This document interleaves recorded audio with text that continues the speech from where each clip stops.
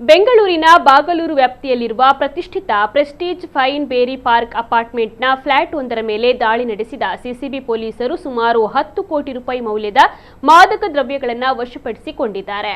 ಕೇರಳ ಮೂಲದ 27 ವರ್ಷದ ಅಶ್ವಿನ್ ಮತ್ತು 25 ವರ್ಷದ ಮೊಬಿನಾ ಎಂಬ ಇಬ್ಬರನ್ನ ಪೊಲೀಸರು ಬಂಧಿಸಿದ್ದಾರೆ. ಇವರು ಯಾರು ಅನುಮಾನಿಸದಂತೆ ಐಷಾರಾಮಿ ಅಪಾರ್ಟ್ಮೆಂಟ್ನಲ್ಲಿ ವಾಸವಿದ್ದು ಡ್ರಗ್ ಪೆಡ್ಲಿಂಗ್ ಅನ್ನ ಮಾಡ್ತಾ ಇದ್ರು ಎನ್ನಲಾಗಿದೆ. ಸುಮಾರು 8,335 LSD strip 534 gram charas, 5 KG hydro ಗಾಂಜಾ ಸೇರಿ 10 ಕೋಟಿ ರೂಪಾಯಿ ಮೌಲ್ಯದ ಡ್ರಗ್ಸ್ ಅನ್ನು ವಶಕ್ಕೆ ಪಡೆದುಕೊಂಡಿದ್ದಾರೆ. ಸಿಸಿಬಿ ನಾರ್ಕೋಟಿಕ್ಸ್ ವಿಭಾಗದ ಪೊಲೀಸರು ಖಚಿತವಾದ ಮಾಹಿತಿಯ ಮೇರೆಗೆ ಈ ದಾಳಿಯನ್ನು ನಡೆಸಿದ್ದಾರೆ. ಆರೋಪಿಗಳು ದೇವತೆಗಳ ಫೋಟೋಗಳ ಮರೆಯಲ್ಲಿ ಈ ಅಕ್ರಮವಾದ ದಂಧೆಯನ್ನು ನಡೆಸ್ತಾ ಇದ್ರು ಎಂದು ವರದಿಯಾಗಿದೆ.